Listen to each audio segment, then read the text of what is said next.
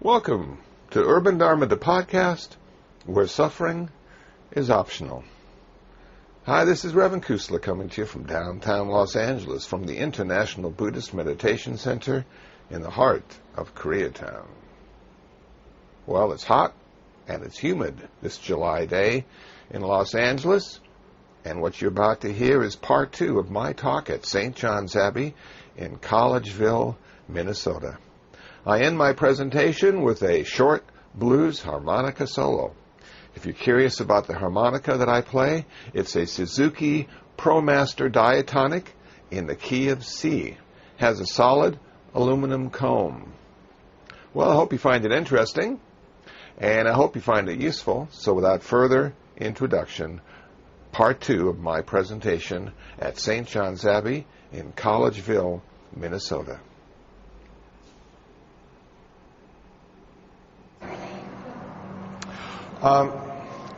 What I'd like to do before I get into the meditation aspect, loud feedback, is the handheld off? Oh, the handheld's down there? Is that?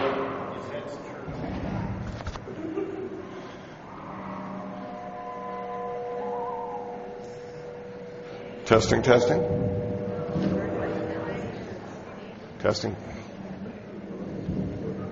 Do you want me to use the handheld? Okay. I can't remember which one. Okay. Let's try that one then. We'll try another mic. Okay.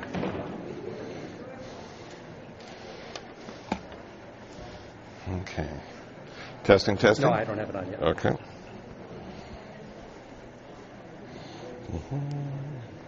Okay. Testing. That's it. Okay. Piece of junk.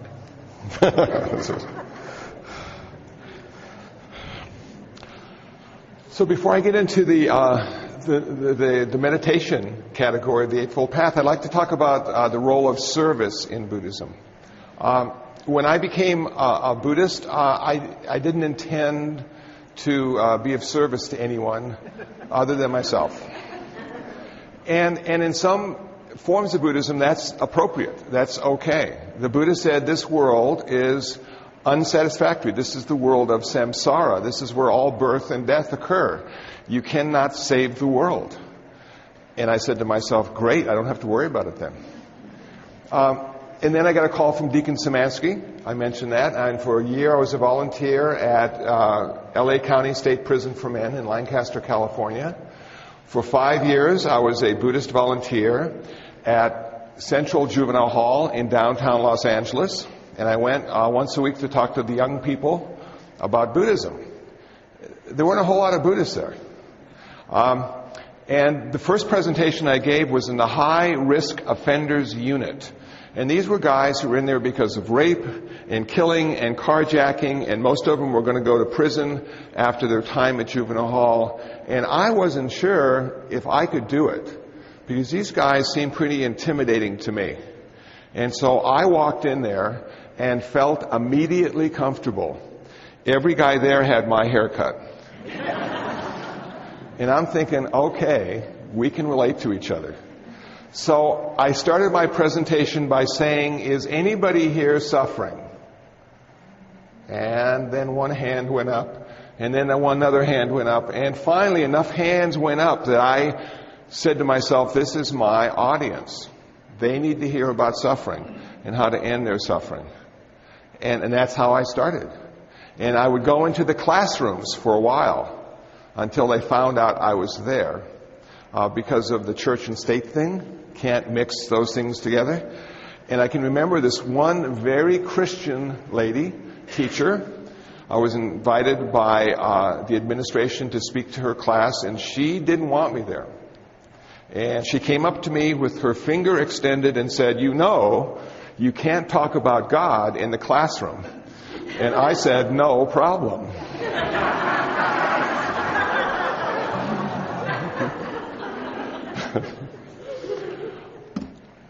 I learned a lot about young people. I asked one girl, she was there for robbery, and this was her first time at juvenile hall. I said, what do you miss most about being in juvenile hall? She said, I miss carbonation. They don't give us any sodas here at all. And I thought of all the things she could miss. Isn't that an odd thing to miss? But it just goes to show you what happens when we become confined. And in monastic tradition, sometimes when we become confined, we start to miss things that we didn't think we'd miss. And I noticed at St. John's they have plenty of soda machines, so I'm okay. I also felt a great sadness seeing the girls there. And I'm a guy, and I didn't mind seeing the guys there because I figured they deserved to be there.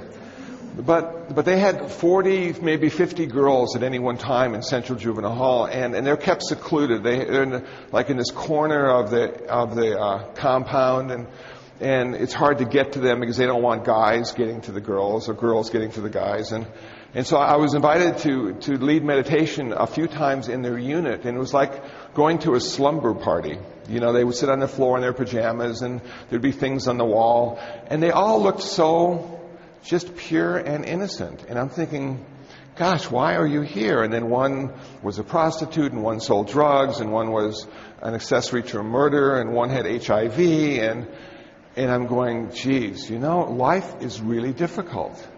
I was learning so much about how hard it is to be a human being, whether you're 10, 20, 50, or 80. At any point in our life can be difficult. So after 5 years there, I was invited to speak at the mayor's prayer breakfast in Garden Grove. There was an article in the newspaper about me, and the mayor's office called me up and said, could you give a presentation at the mayor's prayer breakfast? I said, well, I don't pray, but I do eat breakfast.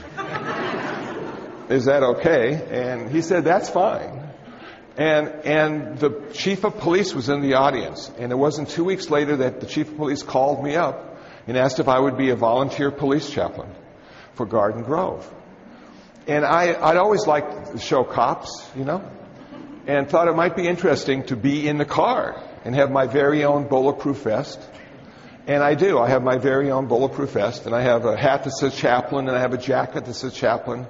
And the reason I have chaplain all over my body is so the bad guys know that I'm the good guy.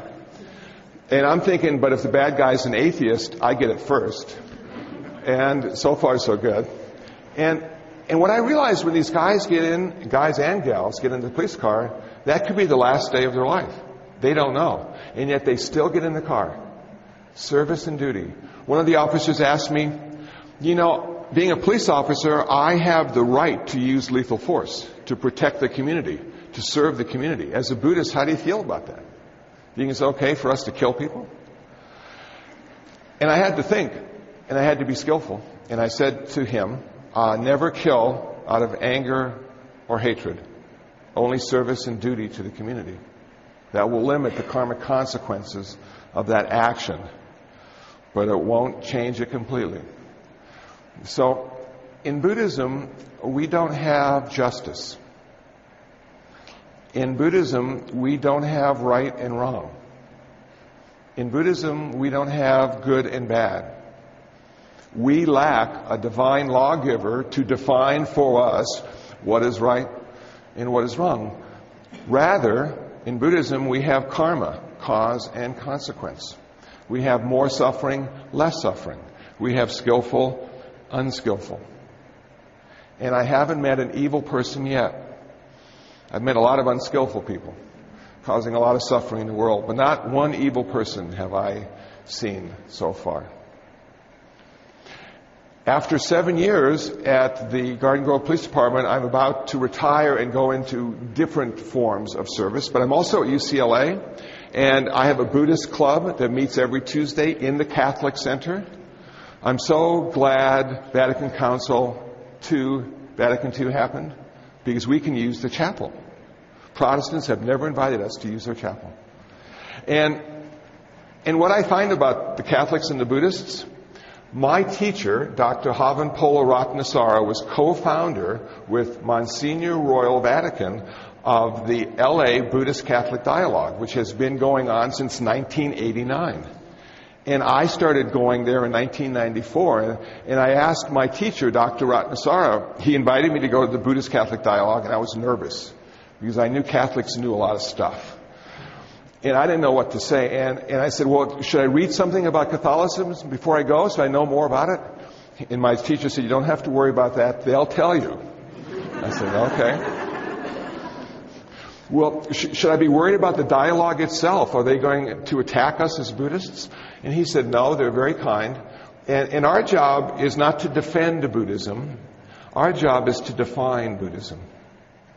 And the Buddhist Catholic Dialogue in Los Angeles continues since 1989. Every month we get together, we share food first, and we speak about topics. One of the topics was the Holy Spirit. And we don't have any spirits that are holy in Buddhism. They're all rascals and cause a lot of problems. So it made a great dialogue, and we both learned a lot. But these communities coming together and sharing their perspectives and not being afraid to do that, living in community, realizing at some level we're all connected even though we're different. That the world may never be one, but the world will be connected and unified if we let it happen, I think. So I'm always excited about speaking to other religions. The Mormons, I have a great time speaking to them. They have a really interesting cosmology that I find just fascinating. And they're very nice people, too. I like speaking to the Jews. They have an interesting afterlife as well, almost Hindu in their approach. And the Muslims, also, I find so much joy in speaking about other religions. And somebody asked me one time, well, is Buddhism the best religion? And I said, well, Buddhism is the best religion for Buddhists, but that's about it. So, and I suppose Catholicism is the best religion for Catholics, and that's cool too. So at UCLA, I'm with the students. I have some great questions, but I'm also at the medical center. And I give presentations to new chaplains at the UCLA Medical Center on Buddhist patient care and end-of-life issues. And Buddhists get sick differently than Catholics or Protestants or Jews or Muslims, and Buddhists die differently as well. And I need to alert the chaplains to the differences. And I find that to be the most challenging of all. I didn't mind going to the prisons, I didn't mind going to juvenile hall, but it's very difficult for me to go and speak to someone who's terminal or just really sick. And I was giving a presentation at the City of Hope, and one of the chaplains at the City of Hope heard I was there and asked if I would speak to a patient. And I said, I'd be happy to. And I was in my presentation mode, and I was big, and I had plenty to say, and I knew I could help this patient. And as we're walking across the campus of City of Hope, I said, do they call this City of Hope because it's the last hope? And she said, yes, sometimes this is the last hope for people. So I drew myself together and realized I had just consented to do something very challenging. And I walked into the room. She was 24 years old, terminal cancer, only had a couple months to live. Her mother had a cot in the corner, and they were living together in this hospital. And my breath was taken away. I lost my breath, and I became confused for a few moments, and I couldn't figure out what it was.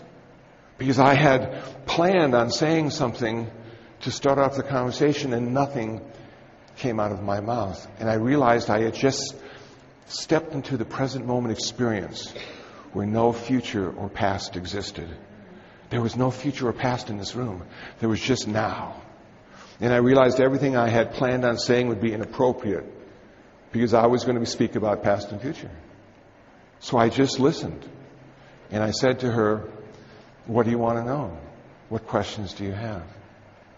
And she had some very basic questions. She had just found out about Buddhism, and I answered her questions. But I realized how impotent I was. I couldn't give her any hope. I really couldn't even give her a religion. 4 months is not long enough to become a Buddhist.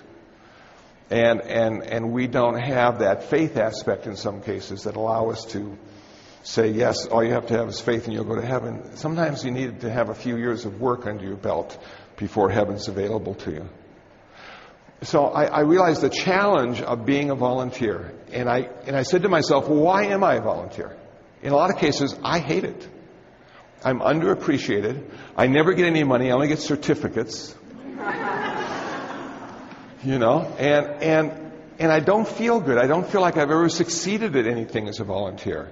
I don't see any immediate change in the people I'm talking to or the institutions I'm going to. Why am I a volunteer? What in Buddhism would lead me in that direction? And I figured it out. And the reason Buddhists are volunteers is because people are suffering. And if somebody's suffering and says, can you come and help? A Buddhist would say, yes, of course. That's why Buddhism is in the world. So I suffer too. I go into these institutions, I go into these situations, and I suffer too, because there's not much you can do other than be present and look at that human being and realize you're both on a journey together. And no one gets out of this journey alive. This is our team. We've assembled our team today. In 100 years, we'll all be dead. So it may not matter at all. But while we're here, according to Buddhism, there's a lot of work to do. Meditation. 2 forms of meditation. Tranquility meditation, insight meditation. Vipassana, samatha. As I mentioned earlier, the Buddha was taught how to do samatha meditation, and we discovered insight meditation. In samatha meditation, there's something called the 4 jhanas, the 4 levels of tranquility. The first jhana has 5 characteristics, and we're going to speak more about this tonight as well. The 5 characteristics of the first jhana are applied thought, sustained thought, happiness, bliss, and equanimity. The 3 characteristics of the second jhana are happiness, bliss, and equanimity. The 2 characteristics of the third jhana are happiness and equanimity. The 1 characteristic of the 4th jhana is equanimity. If you're doing Buddhist meditation correctly, you're getting rid of stuff. You're not gaining anything. So what does this mean in real terms? It means this. Our object of meditation, for instance, could be the sensation of breath, going out and coming in, going out and coming in. We apply our thought and we hold it there. Applied thought, sustained thought. If we are focused, if we are concentrated, if we have one-pointedness, a sense of physical pleasure arises in the body, a sense of mental happiness arises in the mind, and the first glimmer of equanimity or balance also arises. As we continue to practice, we find that we don't even need to intend our attention to be with the sensation of breath. Now it simply rests there all by itself. So the second jhana has happiness, bliss, and equanimity. Now applied thought and sustained thought aren't necessary. But to get to the third jhana, we got to give something up, because Buddhism is a path of renunciation. So what are we going to give up? Are we going to give up equanimity? Nope. Going to give up happiness? Nope. Not yet. We're going to give up pleasure. And you say to yourself as a meditator sitting comfortably or uncomfortably on the ground, how can I give up pleasure? Pleasure is great. I have a body. My body has so many moments of pleasure. A little bit of pain occasionally, but a lot of pleasure. And you want me to give that up? What benefit do I get from giving up pleasure? As it turns out, you give up pain. If you can figure out how to give up pleasure, you can figure out how to give up pain. Well, cool. So let's say the meditator decides to go in that direction. I'm giving up pleasure for 5 minutes just to see how it feels. And they slip into the next jhana, and now they have 2 characteristics left, happiness and equanimity. Well, to get to the last jhana, you got to give something up. And now you got to give up happiness. And you say, my gosh, giving up pleasure is not enough. I have to give up happiness too. But if I give up happiness, I'm giving up sadness. And that might not be so bad. So finally, after giving up pleasure and happiness, we find ourselves in the 4th jhana, perfect balance of mind, equanimity, clarity, and kindness. You will not suffer at this level of concentration. But there's a problem with this level of concentration. It only works while you're sitting in the zendo with the incense burning and the Buddha smiling. As soon as you get up off the cushion, get into your car, and hit the freeway, you are back to your old self.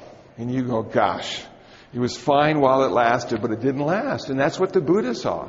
The Buddha had a problem with this. He said, can I figure out a way to make it permanent?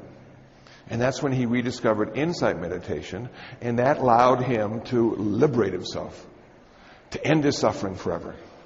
4 kinds of insight meditation, 4 kinds of mindfulness. Mindfulness of the body, mindfulness of the mind, mindfulness of mental objects, mindfulness of sensations.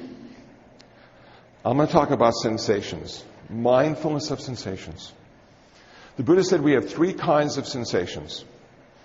We have good sensations, we have unpleasant sensations, and we have neutral sensations.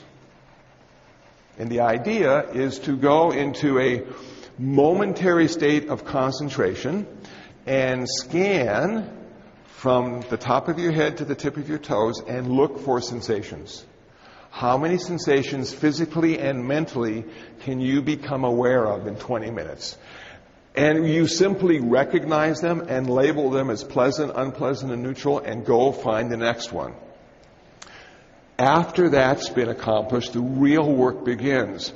Now you go into a state of reflection, and you seek out the 3 aspects of Buddhist wisdom that are found in every one of those sensations. And the 3 aspects of Buddhist wisdom are impermanence, unsatisfactoriness, and not self. Wow. So let's talk about impermanence. Were all these sensations impermanent, or did they have the same intensity the whole time? And I think if you're clear and honest with yourself, you've noticed that most sensations have a vibratory nature. Sometimes they're more severe and sometimes they're less severe. And I do ride a motorcycle, as Father William alluded to. And sometimes on a motorcycle, your bladder needs to be emptied. And I remember being in the desert one time, having about a half hour to get to my destination, and realized I needed to go to the bathroom. But then the sensation seemed to magically go away, and I said to myself, I can do it. And it wasn't 10 minutes later that sensation came back, and it was even worse than it was before. And I said, no, I can't do it, and I found a nice tree, and life was good again. But there was this vibratory, almost going away sometimes and then coming back with a vengeance to simply get your attention that something needed to be done. So realizing that every sensation had this vibratory nature, had this impermanent quality about it, I then took that understanding, that insight, and applied it to the world around me and said, is there anything here that doesn't change? And after careful consideration, the conclusion I came to was everything in the world is always in a constant state of change and flux. And so, wow. How can I get attached to anything really if it's always changing?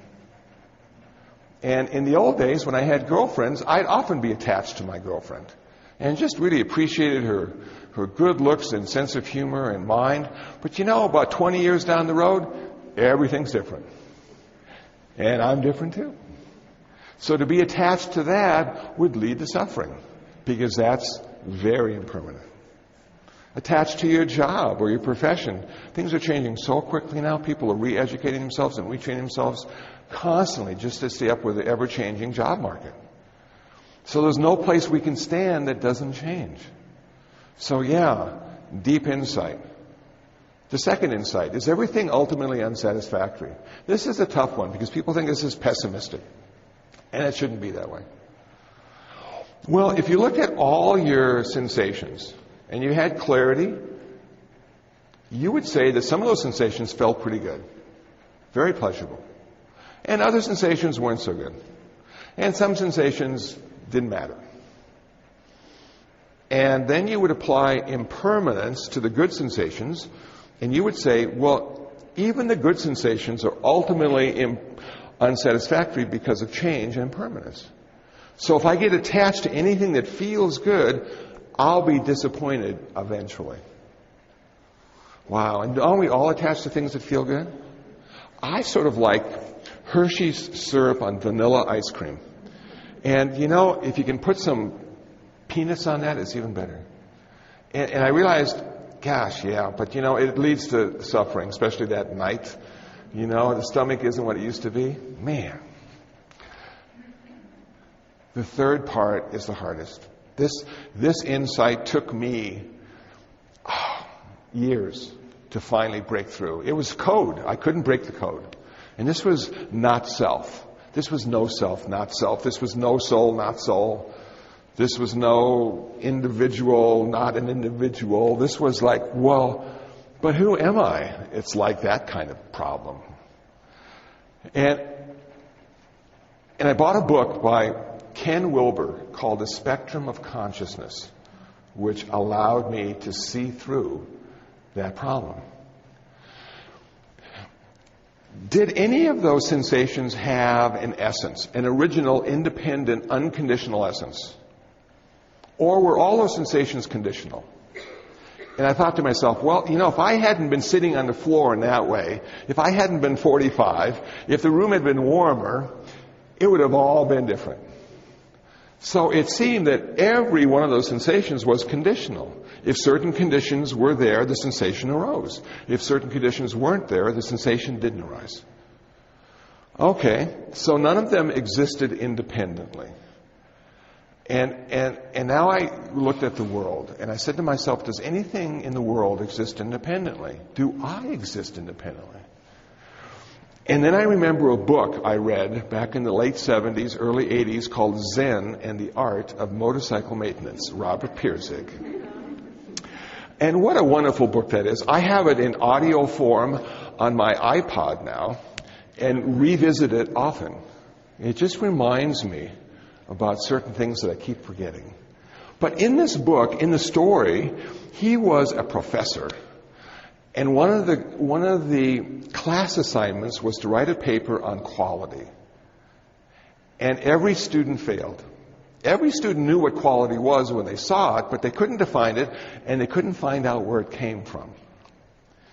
And I said, wouldn't it have been cool if in this book, the author and his buddy, who had the BMW, took the Honda and BMW out to a Walmart parking lot and took the motorcycles apart into 10,000 pieces and given them each a magnifying glass and say to them, find me the quality of your motorcycle. In which piece or part does it exist?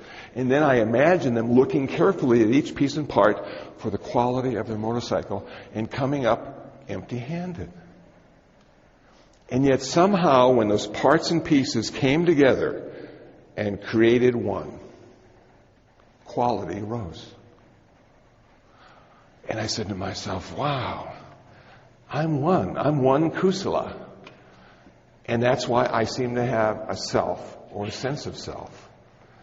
And yet if you took all my pieces and parts and laid them out, where does kusala exist then?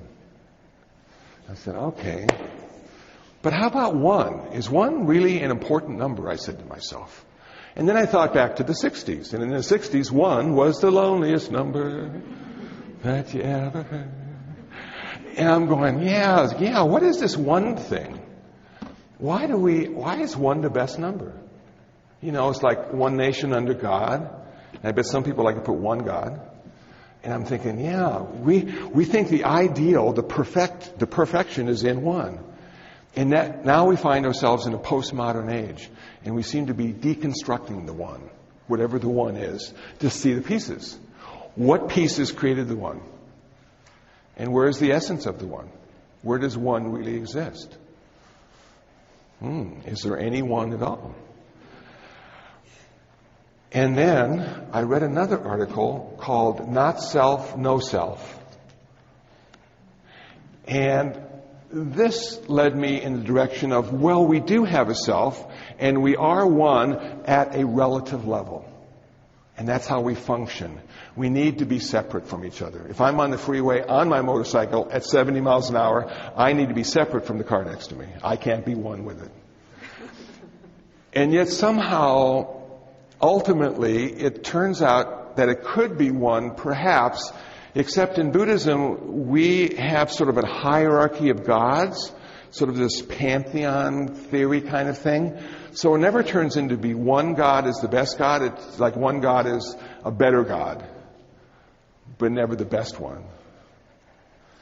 And then I'm thinking, but everybody thinks if we could make everything one, it would be like a utopia. We could all be one people, all one nation, all one language, all one food. How wonderful it would be. And yet, as I look at the world, I start to see all this diversity, and I don't see one anywhere. I see unity and I see diversity. And that unity and diversity allow me to exist independently, but allow me to exist connected to everyone else at exactly the same time. The dance we do in Buddhism is to try to dance between the relative and the ultimate. Unity, diversity. Unity, diversity. I'm here at a relative level. I am absolutely empty at an ultimate level. As I continue to pursue this line of thought, I started to see that the ego, the self, was a good tool, but a terrible master.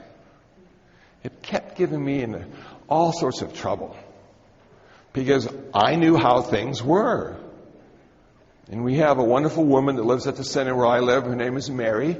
And I know Mary could have a better life if she would just listen to me. But she says, Kusala, you don't understand. It's this way. And I started to see that everybody has a this way. And everybody has sort of their own way of looking at stuff. And yet somehow we all get together and get along to some extent and create community. And I'm thinking, how cool is that? So if we were all one, what would we do with the ones that didn't fit? Where would we put them? Now in the old days, England put them in Australia. And it worked out fine for Australia. So this meditation allowed me to perceive my life and my relationship to life in a much different way. I didn't suspect it would come out this way.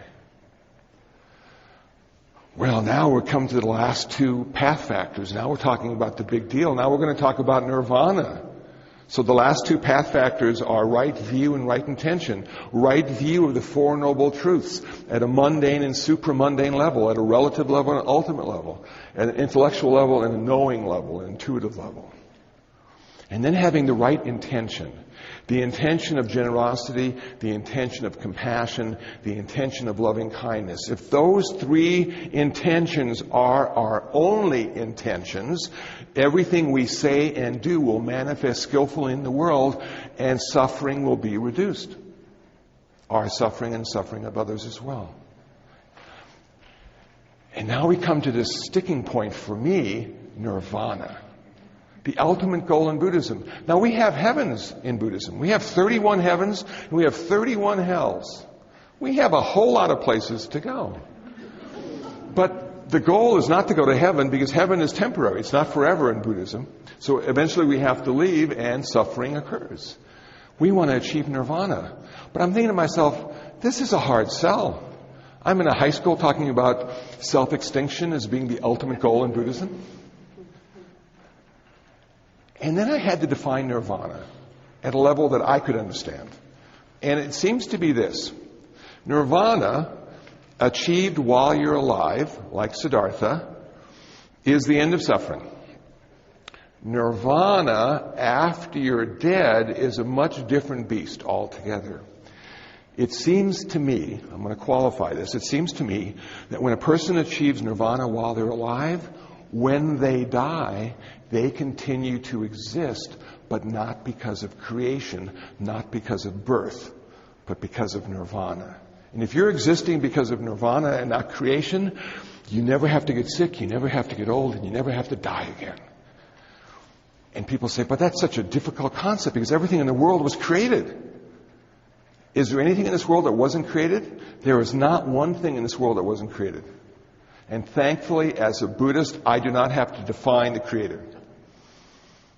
Some Buddhists feel that God created the world. And Buddhism is okay with that. Some Buddhists feel that maybe the Big Bang Theory is more exciting. Buddhism is okay with that. My personal preference is a website devoted to the flying spaghetti monster, who seems to be the creator of all of this. So we don't have to go there. But we do have to recognize the fact that everything that's created has to die. And nirvana is beyond creation. Nirvana is beyond birth and beyond death. And that is the ultimate goal for a Buddhist. Any questions?